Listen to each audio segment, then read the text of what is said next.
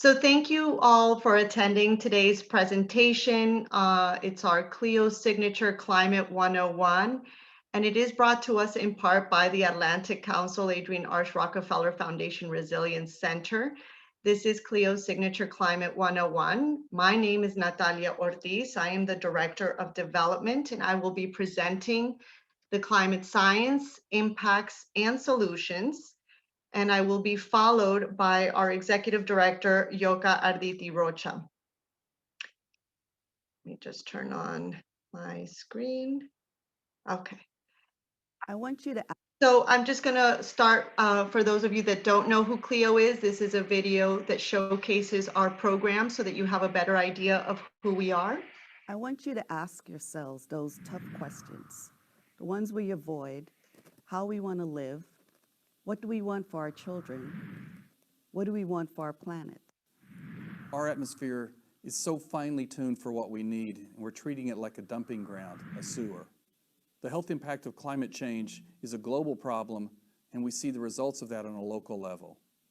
If we fail to act now, then we will leave behind a fundamentally degraded planet for our children and grandchildren, a planet that resembles the futures that have been portrayed in dystopian Hollywood films, unprecedented inundation of our coastlines, droughts, floods, heat waves, superstorms. That's the future that we will see if we fail to act on climate.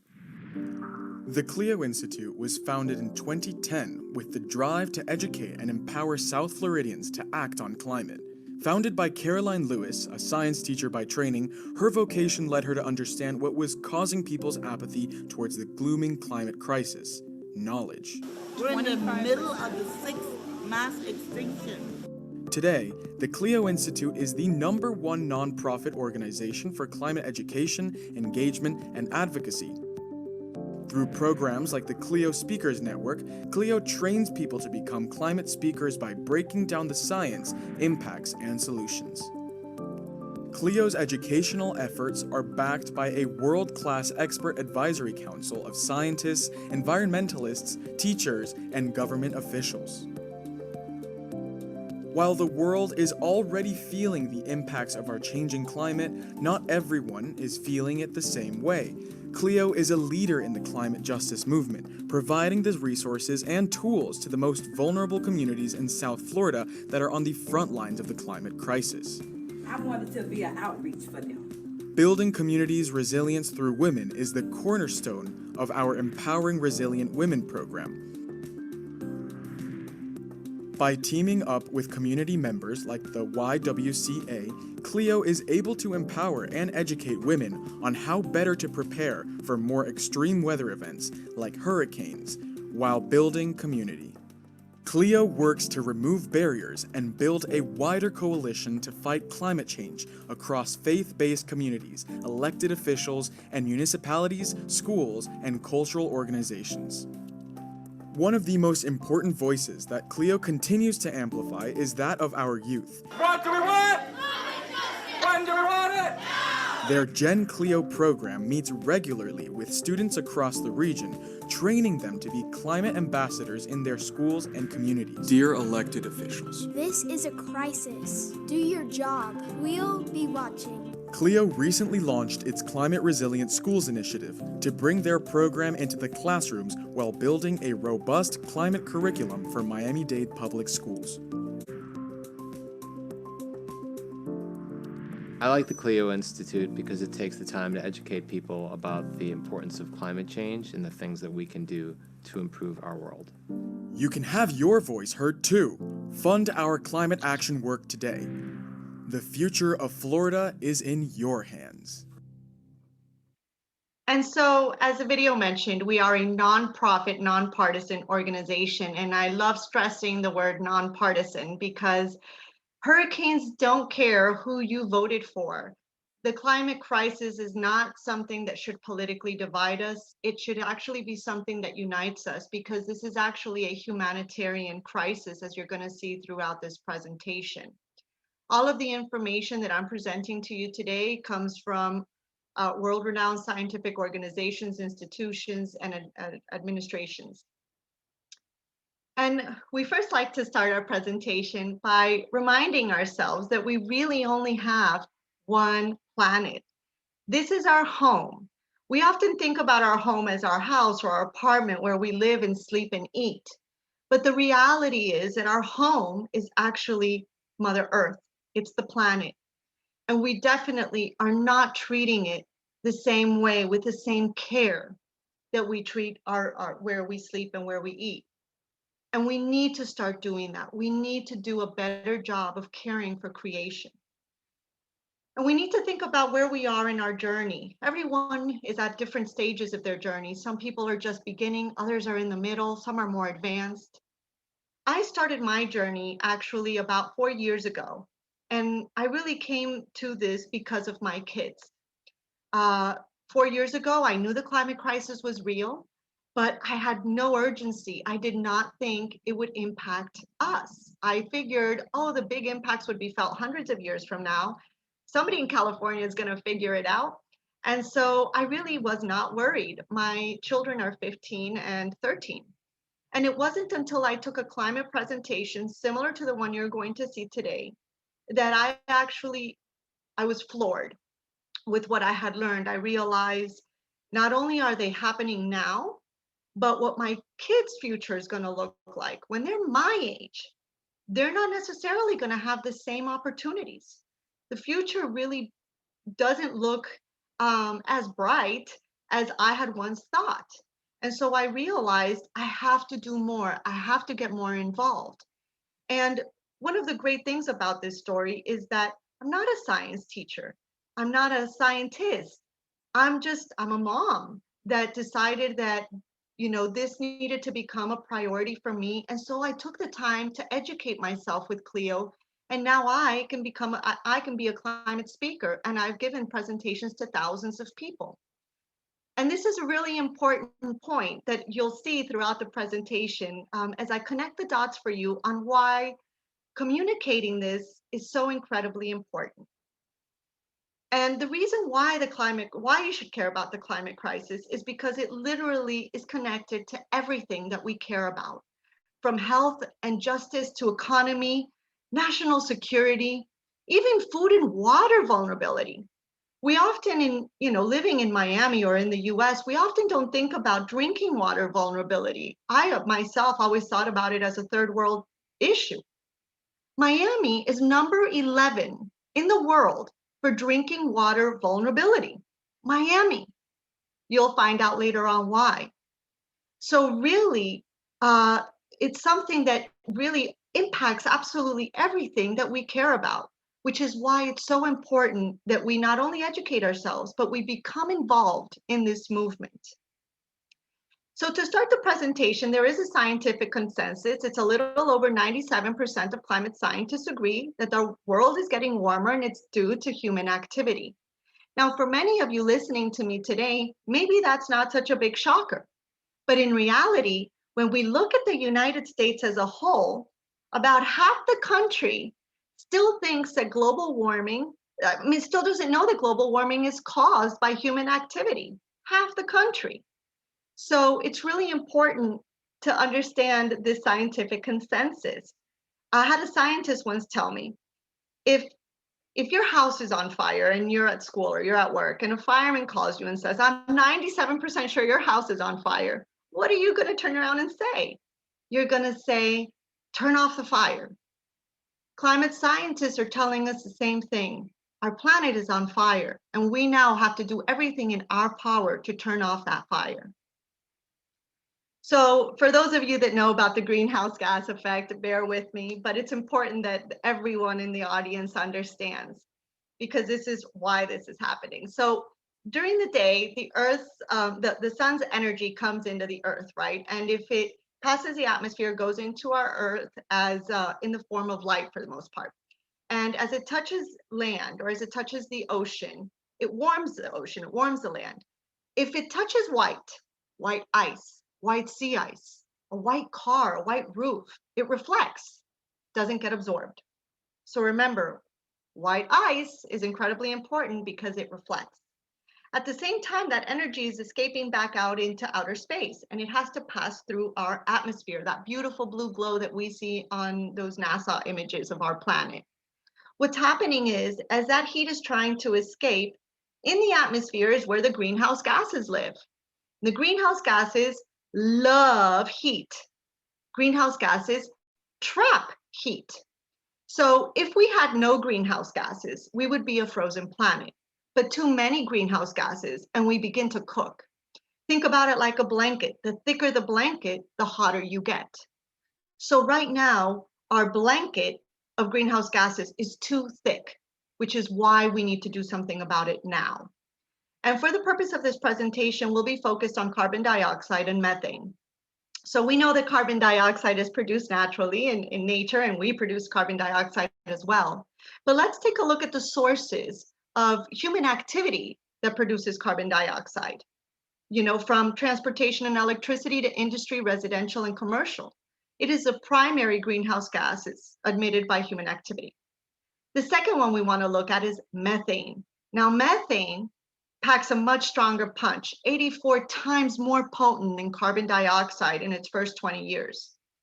And the important thing to focus on with methane for this chart of sources is natural gas. Because a lot of people think that natural gas is a great solution to get off of coal and oil, but actually it's not, because it has an issue with methane, which is why we really need to look at clean renewable energy as our solution and leave natural gas behind. And so what does our global warming pollution look like? This is it. It's our day-to-day. It comes from oil, coal, and gas for the most part. And now that we're experiencing this COVID, we know that we can do better. We can live better. We can live in a more balanced world with nature. We just have to change things. We have to shift things around a little bit. It's important to remember solutions are already available to us as we think about this presentation. So we know that the last 6 years have been the hottest on record. But if you look at this map, just look at how slowly, this is a time-lapse video from NASA, how we're slowly cooking ourselves due to these greenhouse gases. So I'm just going to give you a minute to kind of look at this and realize how it started off mainly blue with some light yellow, and look where we ended. So from here to here, that's a big change. 2020 actually tied with 2016 for the hottest record. So this is incredibly concerning. And if this is where we're headed if this is where we are right now, what is it going to look like 10, 15, 20, 30 years from now if we continue business as usual? So we do know that nature plays a role in altering the Earth's climate, solar activity, orbital tilt, volcanic eruptions, but none of those things are happening to the extent that can explain our global warming. So I remember when I looked at this chart, I was blown away when it was first presented to me. So if you go back 800,000 years, the parts per million of carbon dioxide never passed 300 parts per million, never. So when you hear people say, oh, I'm not worried about the climate crisis because we're in a cycle, climate's always changing. This is a natural cycle where you have your ice ages and you have your points where Earth has been warm. But as you can see where we are today, we're no longer in that cycle. We're way out of that cycle. This is what has scientists so incredibly alarmed. This is why we need to now take real bold solutions to lower our greenhouse gases, because this number can't continue to go up. And if it does, for anyone in the audience under the age of 30, think about what that means for you. So what's happening to the Earth's ice? We have land ice, which is ice sheets and glaciers. They contribute to sea level rise. And then we have sea ice, frozen seawater and icebergs. They do not contribute to sea level rise when they melt. What they do, though, is then why they're so important is because that white reflective surface protects the ocean from absorbing the heat. So if our sea ice is shrinking, our ocean is absorbing more of that heat. And then in addition to that, it accelerates the land ice that's melting. So this is incredibly concerning. And we can see in these charts, both in Antarctica and in Greenland, that even though sometimes you do hear of news that there is a little bit new land ice that forms, it's new land that melts right back. But if you look at the trajectory of both, they're going down significantly. And in March of 2020, while all of us were focused on COVID news, this article actually came out in NASA. Greenland and Antarctica are melting 6 times faster than in the 1990s. So in the 90s, I was a teenager, and now I'm in my 40s, and it's melting 6 times faster. So what does that mean? Again, 20 years from now, if we continue business as usual. Ever caught on tape? So how big was this calving event that we just looked at? We'll resort to some illustrations again to give you a sense of scale. This happened in Greenland in 75 minutes. It's as if the entire lower tip of Manhattan broke off, except that the thickness, the height of it, is equivalent to buildings that are 2.5 or 3 times higher than they are.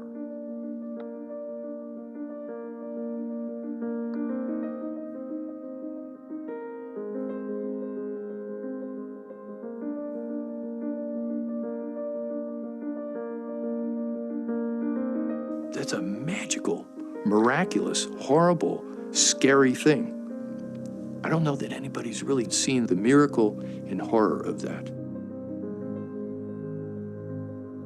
It took 100 years for it to retreat 8 miles from 1900 to 2000. From 2000 to 2010, it retreated 9 miles. So in 10 years, it retreated more than it had in the previous 100.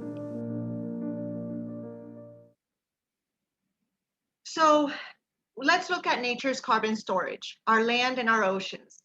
In our land, we're destroying our forests from agriculture, forestry, and other land use. And we have to remember that our trees are the lungs of our planet. The other thing is when we cut these trees down, they release the carbon that they've stored. So it's a double whammy because we're removing trees that provide oxygen, and at the same time, they're releasing the carbon that they stored. And we have to remember that in the Amazon, for example, one of the leading causes of deforestation comes from the beef industry because we create the demand. So we'll get to that later on in the solutions, but really remember that what we, the demands that we have as consumers really is what's, impacting the way we live with nature. Dominant drivers of tree cover loss in the US are mainly from forestry and wildfire, and I'll talk about wildfire as well. In Latin America, it's commodity-driven deforestation, which is permanent deforestation, which is incredibly devastating. So if that's in land, what's happening in our oceans is that it's absorbing an incredible amount of heat, it's losing oxygen concentrations, and it's absorbing more carbon dioxide than it should, which is acidifying our oceans. Why does that matter? Because when the ocean is warm and acidifying, it impacts our coral reefs. I'm sure a lot of you have heard of coral bleaching and coral death. This is not only an issue for our biodiversity, but it's an issue for our food security, for our economy, because these are the nurseries of our ocean. In the Florida Keys, home to the 3rd largest reef in the world, less than 10% of the reef is now covered in living coral. So this is a video that a scientist took just to show you the impact in 1 year. And this is happening all over the world. These are living organisms that are incredibly fragile.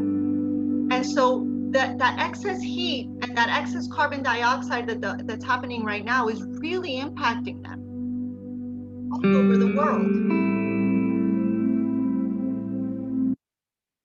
So now we get to the impacts, and I want you to think about 2 things. The first one is, how are these impacts impacting me or affecting me, me and Natalia in my case? And then take a look outward towards how is it impacting my community? Because you don't live by yourself, you live as part of the community. So as I go through these slides, think about how it impacts me personally, and then how it impacts my community. Why am I asking for that? Because if you ask the Yale Climate Communications opinion maps, 72% of Americans believe that global warming is happening. It's happening. But when they ask those same people if they think global warming is going to impact the US, look at how from bright orange, it starts to go down to a little less orange. Now, here's where it gets tricky. When they ask, and how many people think that global warming will impact me personally? It's all blue almost. Most people don't think it's going to harm them, and this is the reason why they don't act. More people are not involved because they simply don't understand the urgency. Why? Because it's human nature. If it's not impacting me, why do I need the time, or why am I going to dedicate the time or energy or effort to mitigate it? So again, how is it impacting me personally? And then how is it impacting my community? With regards to the community, if we think about the climate crisis as this giant, horrible storm we're all in, we have to remember not everybody's on the same vessel. Some people are experiencing this horrible storm in a yacht, others on a small boat, some are in life jackets, and some have nothing and they're just simply in the water. So we have to understand that the climate crisis is also part of social and racial justice. Florida is the most vulnerable state to the climate change impacts in the US. It's not California, it's Florida. And the top climate hazards are storms, sea level rise, ocean chemistry, which is the same thing as ocean acidification, heat waves, and then the water deficit, which we talked about at the beginning. Sea level rise is a huge concern. By 2050, we're expected to see 2 feet of sea level rise. So this map shows Miami-Dade today. And by 2100, we can no longer rule out 8 to 10 feet. So this is what Miami-Dade would look like with 8 feet.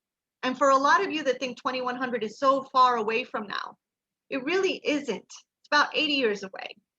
So, how many people have grandparents that are that age? You may live to see this. My kids may live to see this. And 2 feet of sea level rise is a lot. Think about that. It's up to your knees. By 2050, that's around the corner. And we're not alone. The entire state of Florida could be dramatically impacted by 2100 with 8 feet of sea level rise. We stand to be climate refugees. The reason why we're number 11 in the world for drinking water vulnerability is because South Florida is made of limestone. So we experience sea level rise differently. It doesn't just come from the side, it actually comes from underneath us. It's called, so when the sea level rise goes up underneath us, it's mixing with our drinking aquifers, our drinking water. That's called saltwater intrusion. Our drinking water is actually becoming salty. We have farmers in Homestead that are experiencing saltwater intrusion, which is incredibly difficult to grow crops in salty water. This is an article from Bloomberg back in August of 2018. Miami will be underwater soon. Its drinking water could go first. So again, thinking how this doesn't impact you personally, think again. This has become our new normal.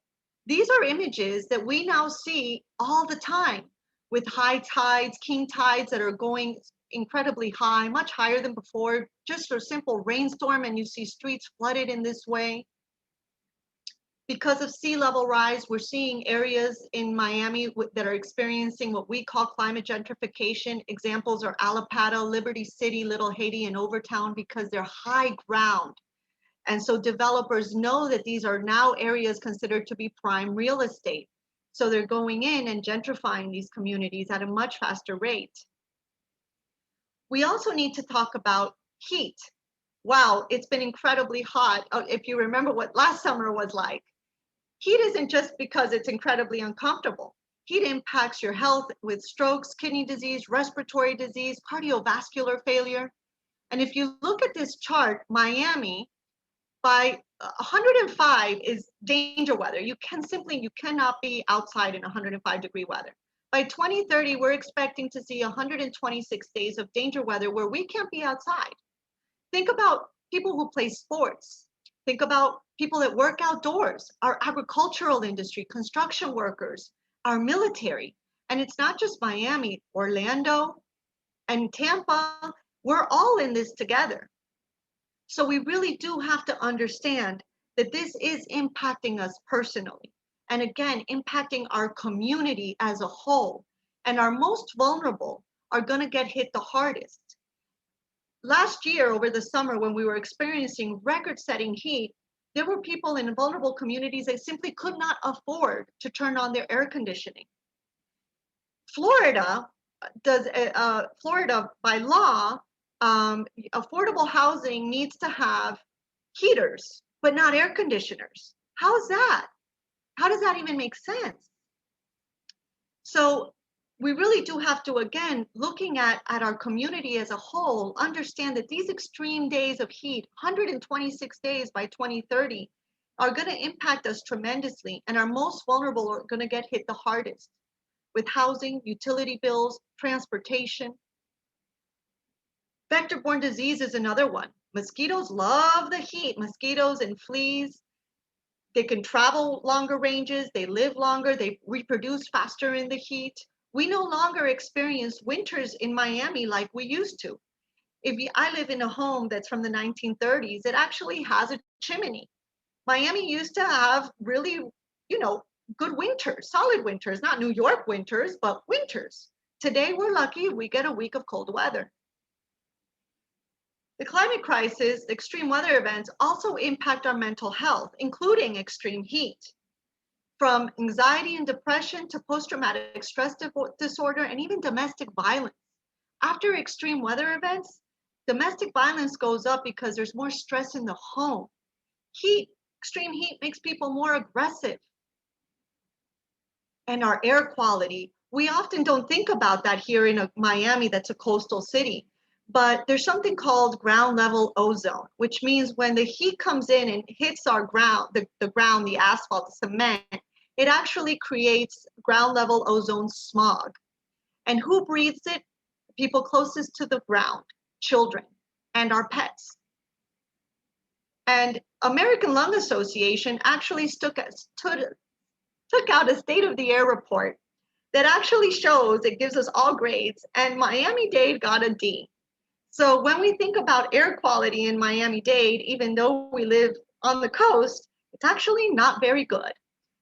So this should be incredibly concerning to all of us. And again, if this is now, what is it going to look like 10, 15, 20 years from now if we continue business as usual? We don't have to though, right? We can always change, which is what we'll see in solutions. Extreme weather events like hurricanes are getting larger, they're getting stronger, they're carrying with it a lot more rain because of the precipitation, the humidity in the air. They're moving slower. These are real impacts that are destroying our economy. Again, going back to that mental health component. I mean, think about, for example, Hurricane Dorian in 2019, Category 5 hurricane that sat on top of land for 36 hours. I cannot imagine what these people must have felt. Because when a Category 5, I was here for Andrew, comes in, as devastating as it is, you think 2-3 hours from now I'll be over. But 10 hours, 15 hours, 24 hours later, and it's still pounding you. Can you imagine? 58% of Miami-Dade would probably not be able to evacuate, would probably not have the financial means to board and protect their homes. After a hurricane ravages a city, 58% of Miami-Dade probably doesn't have a job to go to because their employer doesn't have electricity. Think about the people now in Texas that are experiencing that extreme, the polar vortex. And we'll talk about that and how it's connected to climate. And it's not just the hurricanes, wildfires. So the top 20 largest California wildfires, look at 2020. This is a huge amount of land that it burned. And while a lot of the wildfires are actually started by humans, people doing gender reveals blows my mind. The reason why it's connected is because since it's hotter and drier, more land is exposed to the perfect conditions for a wildfire. So it becomes a threat multiplier. So even if the person started the fire, you're in now these incredibly hot and dry conditions because of global warming that creates the perfect storm for these insane wildfires we see today. Climate and food is also being impacted. Food is going to cost more. By 2030, we're expected to see tremendous increase in staple foods. Are my kids going to be able to afford to eat the way they eat today? Are you, as an adult, for all the students in the audience, think about that. And then think about our underserved communities, because they will be hit the hardest. There's something called food deserts, and I don't know if you're familiar with them, but it's areas in our communities that do not have access to supermarkets within walking distance. So the green is more than 1 mile from the nearest supermarket, and the yellow do not have a vehicle and live more than half a mile from the supermarket. So if we zoom into the Southeast, a lot of areas in our communities that have food deserts. And imagine this is Orlando. Imagine now the food costing even more. Simple access to supermarkets. Food insecurity is a huge concern, especially for Central and South America. A couple of years ago, when we saw all of those migrants coming into the United States, a lot of them, yes, it has to do with civil unrest in their country, but also in 2018, due to extreme weather, droughts and flooding in those areas, I believe it was around 80% of their crops were decimated. So these people were also leaving because they can no longer live under these conditions. These are human beings. Remember, us in South Florida are also stemmed to be climate refugees. Migration is a thing we're seeing all over the world. Nearly 70 million people are forcibly displaced from their homes today due to climate-related disasters, conflict, famine, poverty. We can do better. We need to do better. We can do better. Security is a huge issue. Living in inadequate housing in flood-prone areas or through extreme heat events without proper access to water or cooling are only some of the norms that these vulnerable communities are enduring on a daily basis. The present worldwide flood population, which left unchecked, will multiply threefold to 3 billion by 2050. So 2050 is a blink away, and we're paying for it. Our economy's paying for it. 2020 was the 6th consecutive year in which the US experienced 10 or more billion-dollar climate-related disasters.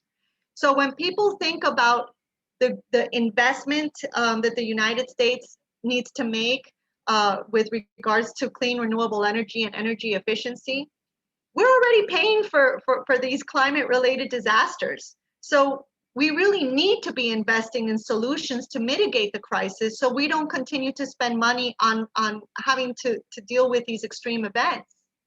And biodiversity is taking a huge hit. The worst wave of species die-off in 65 million years. For my animal lovers in the audience, this is devastating. But for those of you that maybe this doesn't impact so much, think about how you are as a human being, how you need biodiversity. Biodiversity is in charge of our medicine, our food, our water, raw materials, flood control. We need our biodiversity. Without it, we will not survive. And we do address population. We are growing. We are billions of people on this planet, and we're projected to continue to grow. But we are growing at a slower pace. So the growth rate of the world's population peaked around the 1960s, 70s. We are growing, thank goodness, at a slower rate. So these are just some headlines of things that have happened that maybe you didn't think about were connected to the climate crisis. The Syrian war, the heat waves in France, Australia's wildfires that we see all the time. In June of 2020, again during COVID, Siberia hit a record 100 degrees Fahrenheit, unheard of. And now to our polar vortex, which is, so great because we just, or not great, I mean, it's a perfect example, this slide, because of what we saw in Texas last week. So a normal happy Earth has a jet stream, and it's a pretty straight jet stream because the North Pole is at a very different temperature from the equator. And so it pulls that jet stream. What scientists are seeing, and they're still looking at this, is that as the North Pole gets warmer, the jet stream is wobbling, it's weakening. And so what you see here is actually this wobble of Arctic air, that blasted the Midwest, and that's part of what happened to Texas. There were places in Texas that were colder than Alaska, if you can imagine that. And then intersecting threats. So what's happening? Why do we need this climate action now? Because natural disasters have increased fourfold worldwide since the 1970s. Today, 1 in 7 people in the world are migrants. 9 out of 10 people breathe air that contains high levels of pollutants. And most of those happen to be vulnerable Black and Brown communities. Biodiversity of native species in major large land-based habitats has dropped by 20%. So now we go to the Paris Accord. Why is it so important that we returned? Because the United States is the world's second largest emitter of greenhouse gases. And if we actually divide the amount of emissions by our population, we're #1. Why? Because we consume much more than anyone else on the planet. So the goal of the Paris Accord is to not go above 1.5 degrees Celsius by 2050. Now, scientists are predicting that if we continue business as usual, by 2050, we'll pass that 1.5. We could get to 2 or even more. So what does that mean? 0.5 degrees difference, 1.5, 2, what does that mean on a global level? Well, look at this picture of West Palm Beach. This is West Palm Beach. The blue is all of the flooding that they will experience in these communities at 1.5 degrees Celsius. 2 degrees Celsius, and look at the difference. So 0.5 degrees on a global scale makes a huge difference. We must do more. We can do more. And with regards to the United States, our consumption we're running wild. If everybody in the world could live the way we live in the US, we would actually need 5 planets. Literally, let that sink in. We would need 5 planets. That's part of our consumption has caused a huge disruption. We've become obsessed with plastic. Plastic is a triple whammy. This is why. It comes from oil. Most people don't know that. Remember, oil, greenhouse gases trap heat. So it comes from oil. It takes all of this crazy energy to produce these plastic packaging. And then we throw it away. 91% of it is not recycled, which is why it ends up in our landfills and our oceans. Pound for pound, by 2050, there stems to be more plastic than fish in the ocean. Think about that. Anyone under the age of 30, calculate real quick how old you'll be by 2050. And think about the fact that pound for pound, there'll be more plastic than fish in the ocean. And we have to remember, we're not taking care of our planet. We're not taking care of nature, but we can do a better job. We have to do better. I'm going to skip this video because we're running a little tight on time. So now we're getting into our solutions. When there is crisis, there's opportunity. There is things we need to do to mitigate and to adapt. We have to actually do both. We have to adapt to buy ourselves time and mitigate to lower our greenhouse gases. So first things first is understanding what is net zero, because we're hearing all about companies going net zero, cities going net zero. So net zero is basically what you put out, you have to put back in, right? So carbon-free electricity, decarbonization, electrifying transportation, energy efficiency, farming and food habits, all have to shift so that what you're putting out, you're taking back. So according to the global timeline, remember that 1.5 degrees Celsius, we need to reach net zero by around 2050. And it can be done. It can be done to get to that Paris Accord goal. And we're not alone. There are major players all in this movement together with us. from Amazon to Ford to Microsoft, and there are many more. These are just some of the ones that I highlighted. So companies are taking real active, bold steps to lower their greenhouse gases and reduce them to a point where they go to net zero. Countries are taking the lead as well. 20 countries and regions adopted net zero targets as of June of 2020 into law. There are 120 countries committed to net zero targets. 20 of them have actually done it in law, and we're hoping the United States will be in this chart very soon. So, you know, from Costa Rica to Austria to Portugal. And Miami in action. I'm really excited to announce this. So Miami, you know, first we need to understand where our energy comes from. 24% of our energy does come from renewable sources, but it comes mainly from Turkey Point's nuclear generation station.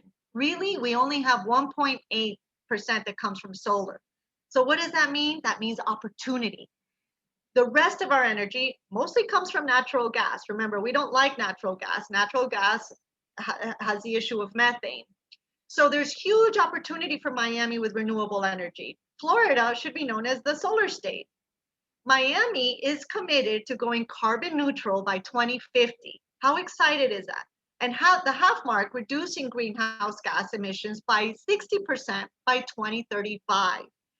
We need to take a moment to thank our mayor, because he is really spearheading this.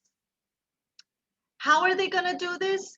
Clean electricity, new construction, building retrofits, passenger electric vehicles, and the shifting travel mode from the SOV is singular occupancy vehicles. So this is a great initiative for the city of Miami. We're incredibly proud that they announced that this week. And we'll be sending everyone a follow-up, because there are a lot of meetings happening these next couple of weeks that you can attend and actually participate in as a resident. And they need to hear from us. They have to hear from us. Another thing is circular economy. Companies are shifting the way they do business so that everything stays in a loop versus from extraction going into landfill like a linear economy.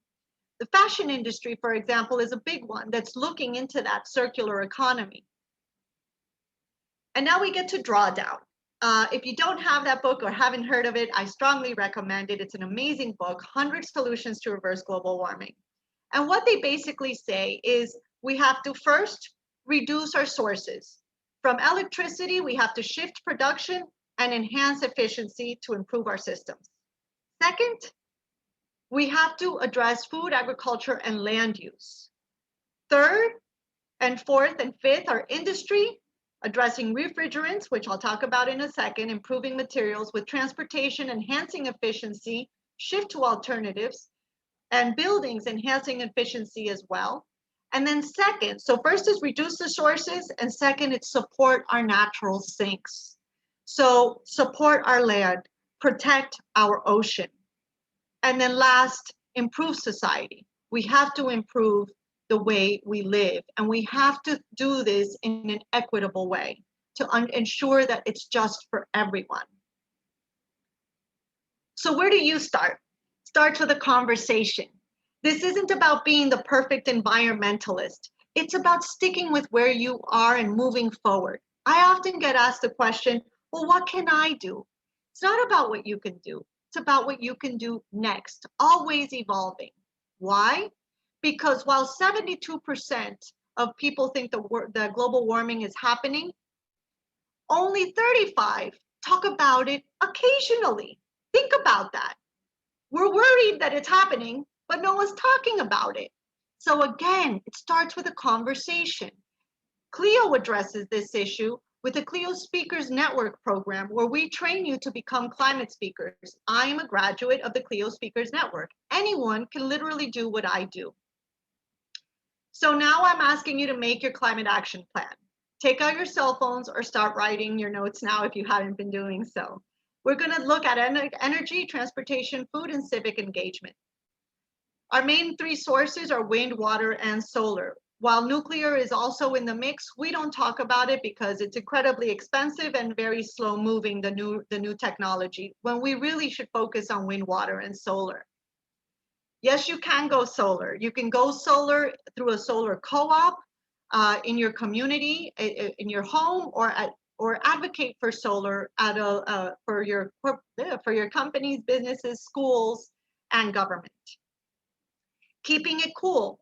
Refrigerants. Remember, I mentioned that HFCs are a gas that's actually 1,000 to 9,000 times more potent than carbon dioxide, and it's used in refrigerators and air conditioners. So what can we do? Well, obviously, if you're looking for a new appliance, look for one that doesn't use HFCs. HFCs will be phased out. Congress is looking into that. But in the meantime, what are things that you can do to keep cool? We know in South Florida, we're experiencing extreme heat. Our summers are gonna be crazy all over again. Think about tinting your windows, incorporating more shades. If you own a business, smart glass actually shades, but depending on where the sun is hitting. Something as simple as more tree planting, painting your roof white or green. In your community, as soon as Biden's HUD secretary gets approved, we're going to be sending out an action alert to demand that there's a policy change to require air conditioning units in affordable housing in Florida, and really any state that's going to have extreme heat. Food waste. If food were a country, it would be the third largest polluter of greenhouse gases. We're literally throwing food away simply because it's not the pretty tomato we're used to seeing, or the beautiful, yellow banana. If it has a brown spot, we don't buy it. And what happens to it? Perfectly edible food is being thrown away while people go hungry. So what can you do to reduce your food waste in your home? Look at the expiration date. It's not always exact. Smell it. And we're not advocating to eat rotten food, but really smell it first, because sometimes it doesn't have to be thrown away right away. Make a meal plan when you're purchasing your food. Make sure you label your leftovers so you know what to eat first. Go for the ugly fruits and vegetables in the supermarket. Look for them and buy them. Compost and donate your food whenever you can. CLEO works with Hungry Harvest to deal with food where they deliver ugly fruits and vegetables to your home that would otherwise be thrown away. Back to Earth is a composting company that'll help you compost. You can compost in your apartment. And Food Rescue. And for those of you young budding entrepreneurs, start one of your own nonprofits in these sectors. We know we need more of them. Food systems, buy local and seasonal, advocate for local farmers markets, more places to drop off compost, community gardens, and more local food programs and investment in the next generation of farmers.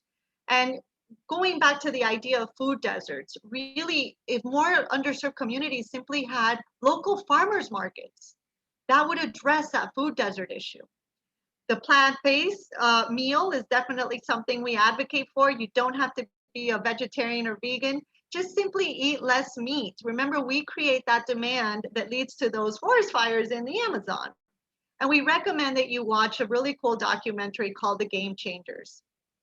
And remember, we want to always let you know, solar actually employs more people than oil, coal, and gas combined. Solar is the #1 job sector in the state of Florida.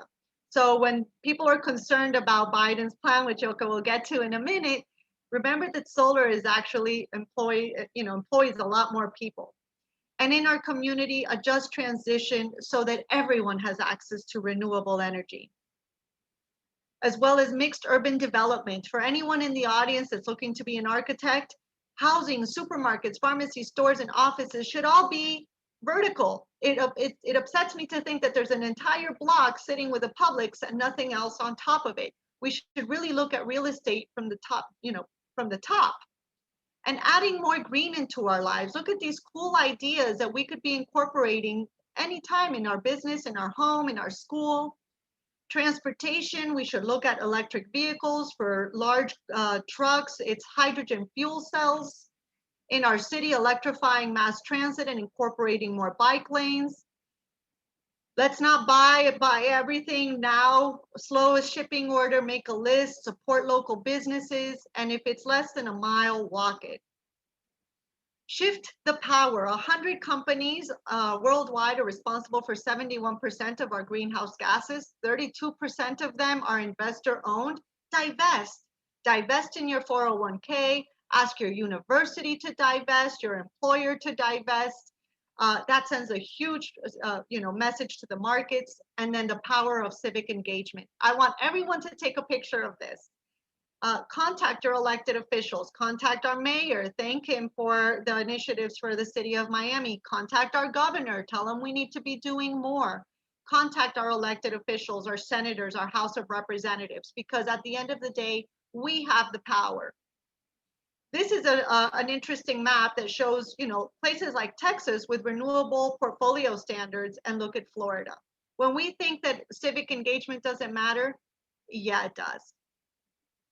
I ended today with, what if we do all of these solutions and nothing happens? Well, then we just leave a cleaner, more beautiful world for our younger generation to enjoy. Continue to grow with us. We do a climate speakers webinar the last Thursday of every month. Next month, it's going to be on carbon offsetting.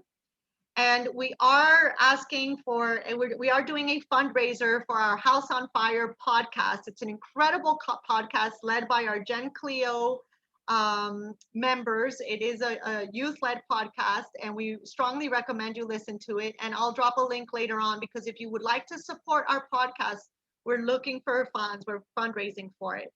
I will stop my presentation here. The reason why it's important, because even less people hear about global warming in the media. And I will now pass it over to Yoka.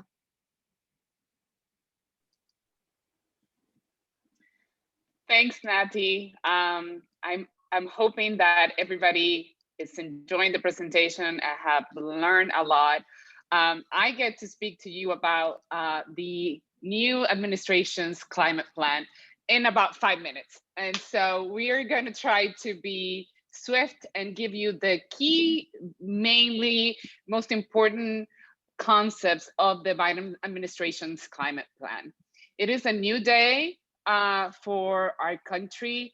It is all the climate agenda from the Biden-Harris administration brings us back to a more sustainable, more just and equitable future. So I'm going to go through some of those concepts, and to make sure that everybody leaves with a thorough understanding of what that looks like. The most important one, I believe, is the US is committing to 100% clean energy economy, and one that is supposed to reach net zero emissions by no later than 2050. But at the same time, as Natalia mentioned, we need to be ready. We need to be climate ready and adapt to a more changing climate. As we have seen, we need to invest in critical infrastructure, invest in our infrastructure in general to make it more resilient to the ever increasing extreme weather events, like the one we have just seen in Texas recently, or the wildfires in California last year. So to not only tackle the climate crisis and mitigate greenhouse gases, we also need to adapt and increase our resiliency. The Biden administration obviously wants to challenge the rest of the world and utilize the Paris Climate Accord as a North Star for all of us around the globe to continue into that path to decarbonize our economy.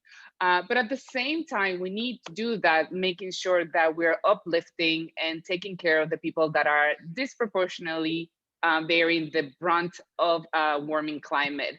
And so not giving bailouts to polluting companies, but really focusing on helping the most vulnerable communities that are already on the front lines of rising sea levels, that are on the front lines of air pollutions, that are on the front lines of so many disparities that are systemic in our society in so many levels.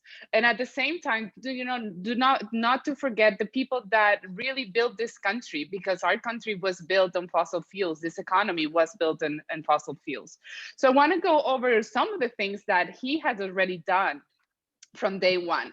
And probably all of you heard that on day one, the Biden administration rejoined the Paris Climate Accord. And that was exciting for all of us to hear. But I wanted to also re-emphasize some of the things that Natalia already said. Why is it good to be back into the Paris Accord? What does it mean? Well, the number one thing is good for the economy. And you know, climate action really can produce around 26 of trillions of dollars being brought back to the economy, which is significant. It could add tremendous amount of job growth, not only here in the US, but around the world. It could really help us, you know, diminish the costs that we already pay because of our pollution. At the same time, that burden, that pollution is being, again, basically being confronted by the people that need the least and are the most vulnerable communities. And also, you know, to eliminate fossil fuels that we are currently subsidizing in the amount of $5 trillion and invest that into clean, renewable energy, and also to build the resilience infrastructure that we need. Some of the executive orders that the Biden administration has already put forward are environmental justice center. Again, why? Because they are the ones that are really faring disproportionately effects, and we need to make sure we take care and not leave anybody behind. So a lot of the benefits, in fact, 40% of the benefits of those investments in infrastructure and clean energy and jobs will be going to those marginalized community. And the administration is having a holistic approach at looking at integrating environmental justice throughout all their departments and making sure they have that lens when crafting policies and looking into solutions, which is great, and we welcome that. The Biden administration's executive orders and climate actions are going to be with an all government collaborative approach. What does that mean? It's really getting to the 21 federal agencies and departments together to work together to combat the climate crisis with the creation of a national climate task force. So there are a lot of executive orders that foster collaboration very transversally and interdisciplinarity. There's a new Office of Climate Change at the White House. There's the Civilian Climate Corps, which is looking to really elevate hardworking Americans and try to shift some of those fossil fuel related jobs into jobs that build resilience, that restore our natures, that protect our public lands and our private lands. So these are some of the highlights of the executive orders that the Biden administration implemented in the first few days of the presidency. That there's a few other ones that I like to mention that are relevant, which is reestablishing the social cost of carbon, because we're paying for our carbon pollution in so many ways. Also to halt temporary and hopefully prohibit oil and gas explorations and drilling in places so pristine and vulnerable like the Arctic National Wild Refuge. At the same time, he revoked the permit of another controversial pipeline project, the Keystone XL, which really crossed across the country and through really vulnerable ecosystems and water supplies for a lot of indigenous lands and indigenous communities. And there's series of emissions control and environmental standards that will be revert back to, because in the previous administration, more than 200 emission standards and pollution standards were reverted or eliminated by the Trump administration, which protected our air, protected our water, and protected our climate. Restoring science and scientific integrity in all federal agencies. We need to let science guide us, and the Biden administration is making sure that that is front and center. He calls for conservation at least of 30% of our lands and oceans by 2030, to rebuild again our economy and infrastructure, to revitalize our energy communities and secure environmental justice for really boosting economic opportunity, and to also put the climate crisis at the center of national security agencies and call the climate crisis a foreign policy and national security issue. The president will be meeting with global leaders in April on Earth Day this year, where he will try to, again, take that leadership role again in the world to try to bring together countries around the world so they get ready for the upcoming United Nations Climate Summit later this year in November in Scotland. So he's going to be bringing leaders from all over the world, try to recommit to more ambitious goals to reduce greenhouse gases, so we are able to curb the increased temperatures to 2 degrees or 1.5 degrees if possible. So some really encouraging news coming out of the White House already. It is a new day, but it really is the time to act. And there's still a lot to be done. Natalia is going to be putting some petition links on the chat. We want you to call on President Biden to declare a national climate emergency and to call Congress to pass the much needed relief for the people that will embrace clean energy economy incentive that will put us back into the path to a clean energy economy, and to also take care of the most vulnerable people that are facing, again, the bare brunt of rising temperatures, the COVID-19 pandemic, and air pollution. We all can play a part.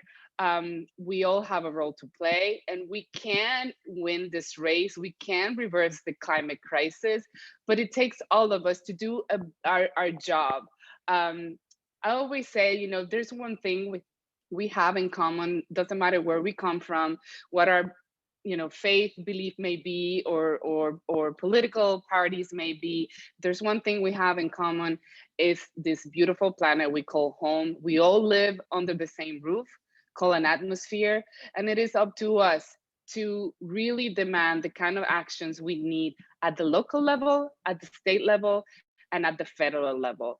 So use your superpower, the power of your voice, of course, the power of your vote, and the power of your purse to really exercise your right. I want to leave you with one little video that we all put together with regards to the climate agreement, celebrating, but also demanding more from the President Biden.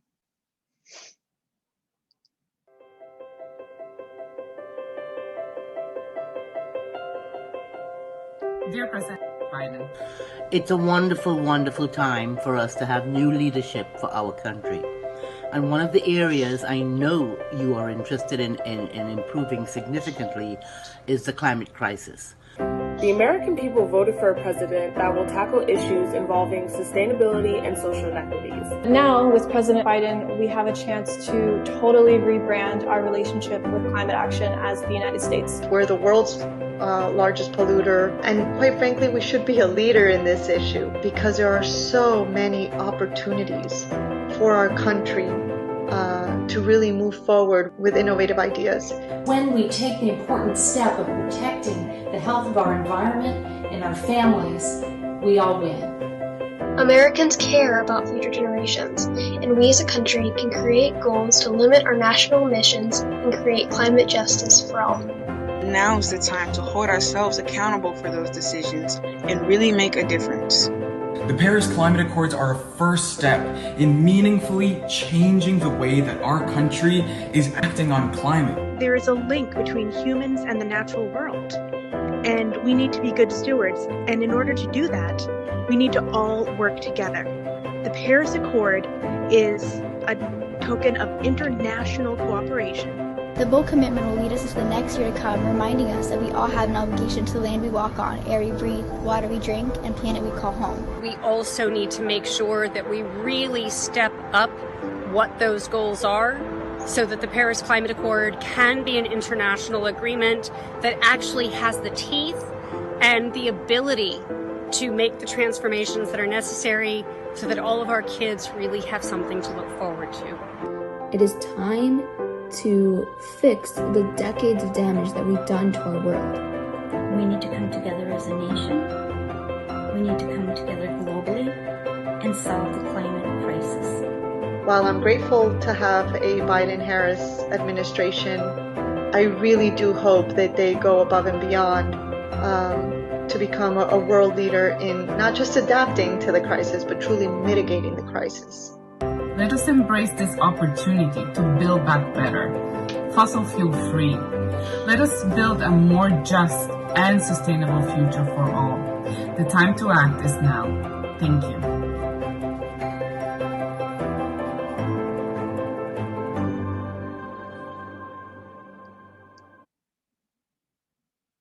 Great. Well, thank you so much for being here. It is 6:38. Natalia, thank you so much. To all the students, thank you for joining us. To the teachers, thank you for bringing your students. And for all of you, thank you for wanting to learn more and be more engaged. Remember, there's many ways to be engaged. It is up to us, and we can make this happen. Nati?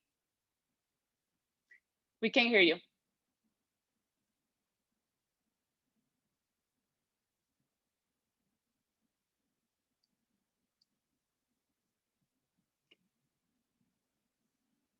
I think we lost Nati's sound. Sorry, here I am. There we go. There's a question. Has there been any improvement in our farming methods in the last few years? There's been a tremendous amount of innovation in farming. It's so exciting. There's an actual series on BBC called Follow the Food, and it is incredible the amount of innovation. Regenerative agriculture is something that all farmers are looking to explore that really changes the way we've done traditional farming. Soil, nutrients, the way we protect our soil, the way that we till the soil.